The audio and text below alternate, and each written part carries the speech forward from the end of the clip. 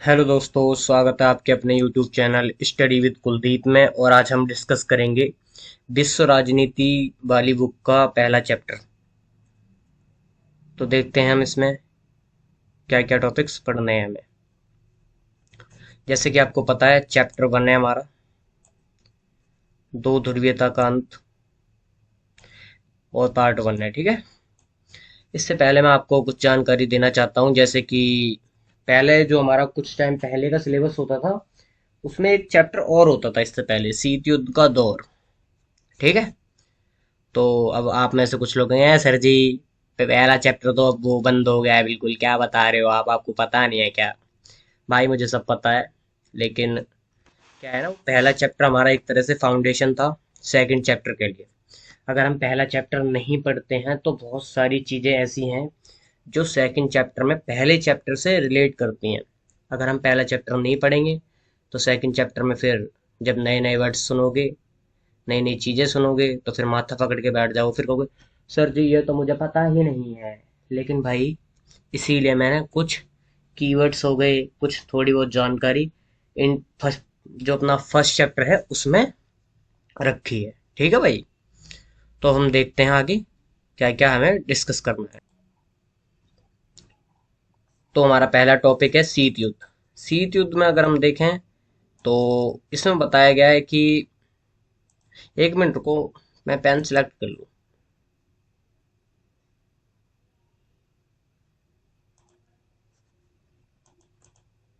हम्म हमारा पहला टॉपिक है शीत युद्ध। शीत युद्ध में अगर हम देखें तो इसमें बताया गया है, दो या दो से अधिक देशों के बीच बिना सैन्य कार्रवाई के ही शत्रुता और तनाव बना रहना शीत युद्ध कहलाता है। इसमें बताया गया है कि जब दो देश या दो से अधिक देश, जब वो उनके बीच कोई मतभेद हो जाए, तनाव हो जाए, शत्रुता हो जाए, मतलब दुश्मनी जैसी चीजें हो जाएं, और बट मतलब सैन्य कार्रवाई ना हो, तनाव रहे, लगे कि हाँ लड़ाई हो जाएगी बट लड़ाई ना हो, तो उसे शीत युद्ध कहते हैं। अब कुछ बच्चे कहेंगे हैं सर जी शीत युद्ध में तो जैसे कि दिख रहा है शीत युद्ध, ठंडा युद्ध। ठंडा युद्ध नहीं है भाई ये एक तरह से ठंडा युद्ध नहीं है ये। थोड़ा चीजों को समझो और ध्यान से समझो। ठीक है भाई।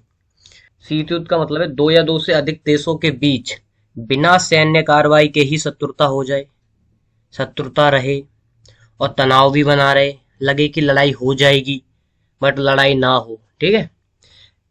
तो फिर ये कैसा युद्ध है सर जी? आपके माइंड में क्वेश्चन आएगा। यह एक तरह का कूटनीतिक युद्ध है। ठीक है भाई।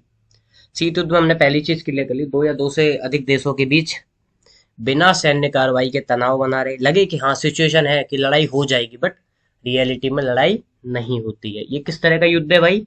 कूटनीतिक युद्ध है। ठीक है भाई। चलो अगला हम देखते हैं, अगला टॉपिक क्या है हमारा।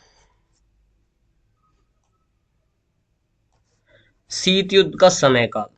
समय काल देख रहे थे, देखो समय काल को लेके कुछ कुछ बुक्स में अलग अलग टाइम दिया गया है। अपनी एनसीईआरटी में 1945 दिया है, जबकि कुछ और बुक्स मैंने उठाई थी रेफरेंस बुक पढ़ने के लिए, तो उसमें 1947 से 91 तक था। तो अपना शीत युद्ध था 1945 से 1951 तक। ठीक है भाई, एनसीईआरटी के अकॉर्डिंग। दूसरे विश्व युद्ध के बाद शीत युद्ध की शुरुआत हुई। शीत युद्ध की शुरुआत कब हो गई थी? दूसरे विश्व युद्ध के बाद। ठीक है भाई। देखो, प्रथम विश्व युद्ध जो हमारा हुआ वो 1914 से 1918 के बीच हो गया। ठीक है। दूसरा विश्व युद्ध अपना हो गया 1939 से 1945 तक। चलो आगे देखते हैं आगे का क्या टॉपिक है। देखो मैंने आज के लिए कंटेंट एक नंबर का रेडी करा है, जिससे आपको कोई दिक्कत ना हो। चलो, प्रथम दुनिया हमारा नेक्स्ट टॉपिक है। प्रथम दुनिया है सर जी, प्रथम दुनिया क्या होता है? दुनिया क्या कई सारी बांट दी थी? जी हाँ भाई, बंटवारा हो गया था दुनिया का शीत युद्ध के टाइम पे। ठीक है। शीत युद्ध के समय यूएसए शीत युद्ध के समय यूएसए व पश्चिमी यूरोप के पूंजीवादी देशों को पश्चिमी गठबंधन या प्रथम दुनिया कहा जाता था। देखो कितनी अच्छी लाइन लिखी है। शीत युद्ध के समय मतलब शीत युद्ध के टाइम पे यूएसए मतलब अमेरिका और पश्चिमी यूरोप के जो पूंजीवादी देश थे, अभी मैं आपको बताऊंगा पूंजीवाद क्या होता है। ठीक है, घबराने की जरूरत नहीं है। शीत युद्ध के समय यूएसए मतलब अमेरिका और पश्चिमी यूरोप के पूंजीवादी देश मतलब अमेरिका प्लस में पश्चिमी यूरोप के जो पूंजीवादी देश थे ना, उनके गठबंधन को क्या कहा गया? पश्चिमी गठबंधन या फिर प्रथम दुनिया कहा गया। अब आगे चलते हैं। अब भाई गठबंधन हो गया, पश्चिमी गठबंधन या प्रथम दुनिया, तो इस गुट का नेता भी कोई लीडर भी तो होगा। तो लीडर को देखते कौन था, है ना। जो पश्चिमी गठबंधन था या प्रथम दुनिया के नाम से जाना जाता था, उस गुट का नेता था यूएसए। यूएसए मतलब अमेरिका। इन्होंने सैन्य संगठन बनाया। अगर कोई लीडर होगा तो उसकी पार्टी भी होगी। उसी तरह सैन्य संगठन, यूएसए ने अपना सैन्य संगठन बनाया, नाटो, सियाटो, सेंटो। प्रमुख सदस्य कौन कौन से देश थे? फ्रांस था, ब्रिटेन था, पुर्तगाल था और स्पेन था। ठीक है। प्रथम दुनिया में क्या क्या था एक बार फिर देख लो। शीत युद्ध के समय यूएसए व पश्चिमी यूरोप के पूंजीवादी देशों को पश्चिमी गठबंधन या प्रथम दुनिया कहा जाता था। प्रथम दुनिया में कौन कौन से देश आते थे? यूएसए मतलब अमेरिका आता था और पश्चिमी यूरोप के कुछ देश आते थे। ठीक है। जिनकी विचारधारा कैसी थी? पूंजीवादी थी। ठीक है। उनके गुट का नेता कौन था? यूएसए। सैन्य संगठन कौन सा था? NATO, SEATO, CENTO. प्रमुख सदस्य कौन कौन थे? फ्रांस, ब्रिटेन, पुर्तगाल, स्पेन। शीत युद्ध के समय सोवियत संघ और पूर्वी यूरोप के साम्यवादी देशों को पूर्वी गठबंधन या दूसरी दुनिया कहा जाता था। देखो यहाँ पे मैंने वहां बताया था कि यूएसए और पश्चिमी यूरोप के पूंजीवादी देशों को पश्चिमी गठबंधन या प्रथम दुनिया कहते थे। अब यहाँ पे देखो, यहाँ पे सोवियत संघ और पूर्वी यूरोप, जो पूर्वी यूरोप के देश थे जो साम्यवादी विचारधारा के थे, उनको कहा गया पूर्वी गठबंधन या फिर इन्हें दूसरी दुनिया भी कहा जाता था। अब देखो भाई, दूसरी दुनिया का जो गुट का नेता था वो कौन था? यूएसएसआर। ठीक है भाई, सोवियत संघ। अब कहोगे, सर जी ऐसा तो कोई देश ही नहीं था, मैंने तो कभी नहीं देखा। भाई अब नहीं है ये, ठीक है, पहले था। तो घबराया मत करो एकदम से नई नई चीजें सुन के। अब भाई सैन्य संगठन, उनका जो यूएसए वाले थे उनका नाटो था, सियाटो था, सेंटो था।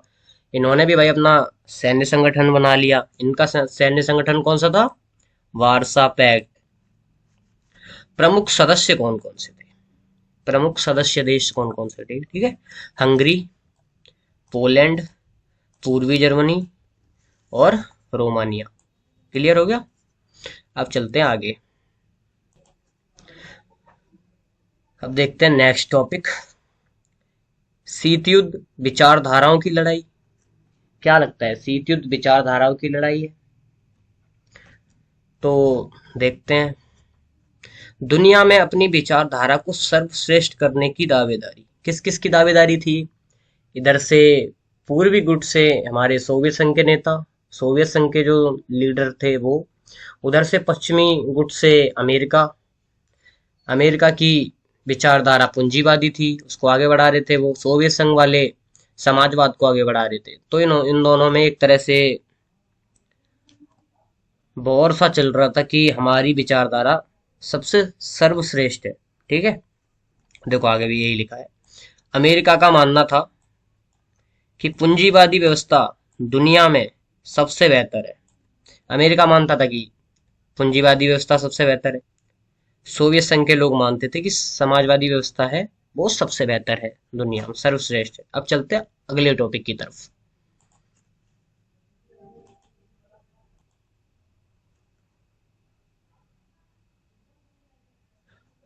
नेक्स्ट टॉपिक है अपना पूंजीवाद और समाजवाद में अंतर। तो विशेषताएं देख लेते हैं एक बार इसकी। इधर मैंने विशेषता लिखी है, इधर पूंजीवाद और इधर समाजवाद, जो कि विचारधारा है। यहाँ पे एक तरह से क्वेश्चन पूछूंगा मैं, इधर आंसर करूंगा उसका, इधर क्वेश्चन पूछूंगा, इधर आंसर करूंगा। उत्पादन के साधनों पर स्वामित्व किसका? मतलब एक तरह से उसका स्वामी कौन? पूंजीवाद में अगर उत्पादन के साधनों का स्वामित्व निजी क्षेत्र के पास होगा, समाजवाद में अगर उत्पादन होता है और उनके साधनों का स्वामी कौन होगा? सार्वजनिक क्षेत्र। पूंजीवाद में, पूंजीवाद का मुख्य उद्देश्य क्या है? लाभ कमाना। समाजवाद का मुख्य उद्देश्य सामाजिक कल्याण। समाज का कल्याण करना। उत्पादन पर नियंत्रण किसका होगा? पूंजीवाद में उत्पादन पर नियंत्रण निजी कंपनी का हो जाएगा, और समाजवाद में नियंत्रण हो जाएगा सरकार का उत्पादन पर। आगे चलते हैं। देखो, मैंने पहले भी ऊपर आपको बता चुका हूं कि दो विश्व युद्ध हो चुके हैं अब तक। तो प्रथम विश्व युद्ध 1914 से 18 में हुआ था, मैंने ऊपर डिस्कस करा था, बट कुछ चीजें रह गई थी वहां पे। द्वितीय विश्व युद्ध मतलब दूसरा जो विश्व युद्ध हुआ था, उसमें जो 1939 से 45 के बीच हुआ था, तुम्हारे दिमाग में क्वेश्चन उठा हुआ कि भाई क्यों हुआ था और कौन कौन से देश कहाँ कहाँ थे। तो 1939 से 45 के बीच दूसरा विश्व युद्ध हुआ। इसमें दो गुट थे, मित्र राष्ट्र बना एक, एक धुरी राष्ट्र बना। मित्र राष्ट्र में कौन कौन से देश शामिल थे? अमेरिका था इसमें, फ्रांस था, ब्रिटेन था, और सोवियत संघ ये भी था। जैसे कि आज के टाइम पे भी, मतलब जब अभी वीडियो बना रहा हूँ, जब मैं आपको पढ़ा रहा हूँ, इस टाइम पे भी अमेरिका और सोवियत संघ कट्टर दुश्मन है एक दूसरे के। ठीक है। जैसे इंडिया और पाकिस्तान, बहुत टाइम से दुश्मनी चली आ रही है और ये चलती रहेगी दुश्मनी। वैसे देखो, एक टाइम था ये जब एक ही गुट में शामिल थे मित्र राष्ट्र में, अमेरिका, फ्रांस, ब्रिटेन और सोवियत संघ। धुरी राष्ट्र में जर्मनी, जापान, इटली। ठीक है। अब आगे हम चलते हैं नेक्स्ट टॉपिक की तरफ। अमेरिका, जैसा कि मैंने आपको बताया, मित्र राष्ट्र में था, और जर्मनी, जापान ये धुरी राष्ट्र वाले देश थे। तो अमेरिका ने क्या करा? अमेरिका ने हमला कर दिया। किस पर? जापान पर। तो देखते हैं, हेडिंग है अपनी, अमेरिका का जापान पर परमाणु हमला। अमेरिका का जापान पर परमाणु हमला। अमेरिका ने अगस्त 1945 में, कब? 1945 में जापान के दो शहर, कितने शहर? दो। ठीक है। दो शहरों पर हमला कर दिया उसने। पहला शहर था अपना हिरोशिमा और नागासाकी। यहाँ क्या करा उन्होंने? कैसे हमला करा? परमाणु बम गिरा दिए। अगस्त 1945 में अमेरिका ने जापान के दो शहर हिरोशिमा और नागासाकी पर क्या करा? परमाणु बम गिरा दिए। बमों के जो बम थी, उनके नाम वगैरह देख लो क्या थे। कूट नाम थे, लिटिल बॉय और फैट मैन। ठीक है। अमेरिका की आलोचना हुई भाई। मान लो किसी को परमाणु बम गिराते हो, नॉर्मल हथियारों से लड़ाई करना एक अलग चीज हो जाती है, पर किसी देश पर परमाणु बम से हमला करना एक तरह से उसकी जीडीपी को नुकसान पहुंचाना तो होता ही है, ऊपर से पूरे देश पर उसका प्रभाव पड़ता है। पूरे देश पर क्या, अगल बगल के देशों पर भी उसका इफेक्ट दिखता है, और कई 100 वर्षों तक दिखता है। देखते हैं अब अमेरिका की आलोचना। भाई बम तो गिरा दिए, अमेरिका की आलोचना हुई। तर्क था आलोचना के पीछे कि जापान आत्मसमर्पण करने वाला था, ऐसे में बम गिराने की जरूरत नहीं थी। भाई बाकी देशों ने, कुछ देशों ने कहा कि जब आत्मसमर्पण करने वाला था, सरेंडर करने वाला था, तो ऐसे में बम गिराने की जरूरत क्या थी? तो अमेरिका ने अपने पक्ष में तर्क दिया। देखो, और कितना अजीब सा तर्क दिया इन्होंने। हम यह चाहते थे कि द्वितीय विश्व युद्ध, दूसरा विश्व युद्ध जल्दी ही समाप्त हो जाए और आगे का नुकसान ना हो। ऐसा तर्क दिया कि लोग अलग ही वे में सोचने लगे कि बताओ, परमाणु बम से क्या नुकसान नहीं होता? आपने किसी देश के दो शहरों में परमाणु बम गिरा दिया, उससे क्या लोगों की जानें नहीं गई होंगी?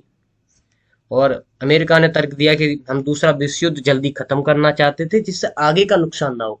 नुकसान तो ऑलरेडी हुआ ही होगा। आगे चलते हैं। हमले के पीछे का उद्देश्य। अमेरिका ने जापान पर जो परमाणु बम गिराए, उसका उद्देश्य क्या था? देख लेते हैं। अमेरिका सोवियत संघ को यह दिखाना चाहता था कि वह एकमात्र महाशक्ति है। उद्देश्य साफ साफ बताया जा रहा है कि अमेरिका सोवियत संघ को दिखा रहा था जापान पर हमला करके कि हम सुपर पावर हैं अकेले विश्व में। तो इस तरह से हमारा ये, अब हम एक बार रिवीजन कर लेते हैं। ठीक है भाई, देख लेते क्या क्या चीजें हैं। शीत युद्ध वाला चैप्टर खत्म हो चुका है, बट उसके कुछ कुछ की पॉइंट मैंने, कुछ कुछ चीजें इसलिए मैंने पढ़ाना अभी जरूरी समझा, क्योंकि देखो फाउंड किसी भी चैप्टर का फाउंडेशन होना बहुत जरूरी है। मान लो पहले शीत युद्ध का दौर कोई चैप्टर था, तो वो एनसीईआरटी वालों ने, जो राइटर थे, उन्होंने कुछ सोच समझ के लिखा हुआ, मान लिया सिलेबस में नहीं है वो, बट उससे रिलेट करके क्वेश्चन पूछे जाएंगे। आप पढ़ के जाओगे दूसरा चैप्टर, दो ध्रुवीयता का अंत, और वो पूछ लेगा कि शीत युद्ध का समय काल बताओ, तो क्या आप ये कह दो कि नहीं नहीं सिलेबस में नहीं था? वो कहेगा कि भाई सिलेबस में नहीं था, बट कहीं कहीं तो शीत युद्ध से रिलेटेड चीजें आ रही हैं। ठीक है। अगर फाउंडेशन ही अच्छा नहीं होगा तो घर की क्वालिटी, मतलब घर की एज ना कम हो जाती है। फटाफट रिवीजन कर लेते हैं एक बार कि क्या क्या चीजें हमने देखी। शीत युद्ध, शीत युद्ध में मैंने आपको बताया कि जब दो देश या दो से अधिक देश, दो या दो से अधिक देश हो, उनके बीच ऐसी स्थिति बन जाए कि तनाव बना रहे, शत्रुता हो जाए, बट सैन्य कार्रवाई नहीं हो, मतलब सेना कार्रवाई ना करे, और कूटनीतिक युद्ध होता है ये। शीत युद्ध का समय काल 1945 से 1991 तक, दूसरे विश्व युद्ध के बाद शुरू हो गया था। कोई पूछे तो बता देना। प्रथम दुनिया बता दिया था मैंने। प्रथम दुनिया अमेरिका को और पश्चिमी यूरोप के पूंजीवादी देशों को कहा जाता है। इनके गुट का नेता यूएसए था। सैन्य संगठन नाटो, सियाटो, सेंटो थे। प्रमुख सदस्य फ्रांस, ब्रिटेन, पुर्तगाल, स्पेन थे। दूसरी दुनिया देख लेते हैं एक बार क्या था उसमें। दूसरी दुनिया में मैंने आपको बताया था कि सोवियत संघ और पूर्वी यूरोप के समाजवादी विचारधारा के देश इसमें शामिल थे। ठीक है, क्लियर हो गई चीज। सैन्य संगठन एक नंबर में कई बार पूछता है, वारसा पैक्ट याद रखना। कभी कभी पूछ लेता है कि प्रमुख सदस्य देश कौन से थे, मतलब इसके ग्रुप में कौन कौन शामिल था। तो हंगरी था, पोलैंड था, पूर्वी जर्मनी, रोमानिया। ठीक है। पूंजीवाद और समाजवाद में अंतर मैंने पहले डिस्कस कर दिया था। उत्पादन का यहाँ पे स्वामित्व किसके पास होगा? निजी क्षेत्र के पास। और समाजवाद में सार्वजनिक क्षेत्र के पास। पूंजीवाद का मुख्य उद्देश्य लाभ कमाना है, और समाजवाद का उद्देश्य सामाजिक कल्याण। पूंजीवाद में उत्पादन पर नियंत्रण किसका होगा? निजी कंपनी का। और उधर समाजवाद में सरकार का नियंत्रण होगा। ये मैंने आपको बताया था मित्र राष्ट्र और दूरी राष्ट्र। दूसरे विश्व युद्ध में दो राष्ट्र बने थे, मित्र राष्ट्र, दूरी राष्ट्र। मित्र राष्ट्र में अमेरिका, फ्रांस, ब्रिटेन, सोवियत संघ थे, और दूरी राष्ट्र में जर्मनी, जापान, इटली थे। ठीक है। अमेरिका का जापान पर परमाणु हमला। अमेरिका ने क्या करा? अगस्त 1945 में जापान के दो शहर थे, हिरोशिमा और नागासाकी, उन पर बम गिरा दिए। बम का नाम क्या था? लिटिल बॉय और फैट मैन। अमेरिका की आलोचना हुई कि भाई सरेंडर करने वाला था जब जापान, तो आपको परमाणु बम गिराने की क्या जरूरत थी?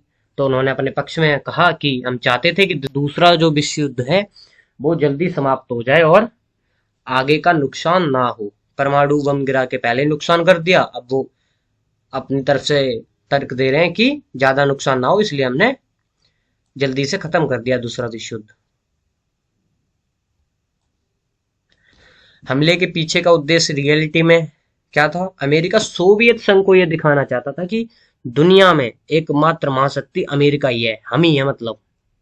ठीक है, ये चैप्टर हो गया खत्म। अगर आपको वीडियो अच्छी लगी हो तो अपने दोस्तों के पास भेजें, शेयर करें ज़्यादा से ज़्यादा, और कमेंट कर दिया करो। जैसा भी मतलब वीडियो वगैरह आपको जैसे लग रही है उसके अकॉर्डिंग कमेंट कर दिया करो। मैं आपके सबके कमेंट्स पढ़ता हूँ, तो कमेंट्स आप जरूर करें। ठीक है। और बाकी जरूरतमंद के पास वीडियो भेजें। हैं नहीं सर जी, वो भी पढ़ लेंगे तो वो आगे हो जाएंगे हमसे, ऐसा कुछ नहीं है। ज़्यादा से ज़्यादा शेयर करें वीडियो को, कमेंट जरूर करें। ठीक है।